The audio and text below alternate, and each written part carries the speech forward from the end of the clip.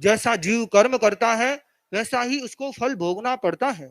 एक पौराणिक कथा है, एक बार अनेक देवी देवता इकट्ठे हुए और उनकी सभा हो रही थी।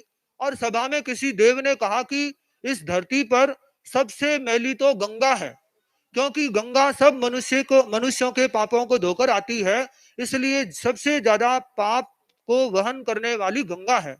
इतने में जो गंगा की देवी विद्यमान थी वह खड़ी हुई, बोली कि नहीं, मैं पापों को वहन करने वाली नहीं हूं, मैं तो समुद्र में मिल जाती हूँ, मेरे सारे पाप तो समुद्र में चले जाते हैं, इसलिए सबसे ज्यादा पाप का वहन करने वाला समुद्र है।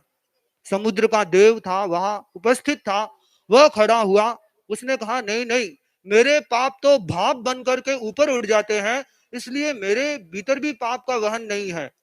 फिर बात आई कि बादलों को तो इंद्र संचालित करते हैं, सारा पाप इंद्र के पास जाता है। इंद्र ने कहा नहीं, ये बारिश होते ही जिस जिधर जिधर पाप किए हैं उधर उधर वापस चले जाते हैं। अर्थात एक घटना को हम दृष्टांत से समझें कि जो व्यक्ति कर्म करता है वही उसको फल भोगने वाला होता है।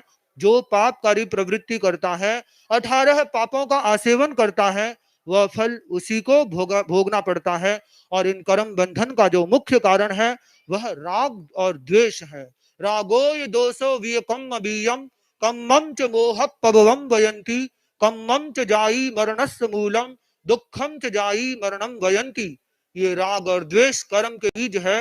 इन कर्म बीजों के द्वारा ही व्यक्ति संसार में परिभ्रमण करता है। तो हम भगवान महावीर के द्वारा बताए गए इस कर्म विज्ञान को सूक्ष्मता से समझें और समझ करके पाप कर्मों से बचने का प्रयास करें। और जो आचरणीय कर्म है, जो कार्य आचरण करने योग्य है, जिनसे पाप कर्म का बंधन नहीं होता है, वैसे कार्य करके हम अपनी आत्मा को समस्त कर्मों से मुक्त करने का प्रयास करें। उन कर्मों को संवर और निर्जरा से निर्जीर्ण करके, संवर से उन कर्मों को रोक करके हम आत्मा के शुद्ध स्वरूप को प्राप्त करें। क्योंकि भगवान महावीर का चिंतन है कि हर आत्मा महावीर बन सकती है। ये एकमात्र जैन दर्शन में ऐसा अधिकार मिला है कि उसके भगवान यह कहते हैं कि तुम भी मेरे जैसे बन सकते हो। अन्य दर्शनों में यह देखने को नहीं मिलता है।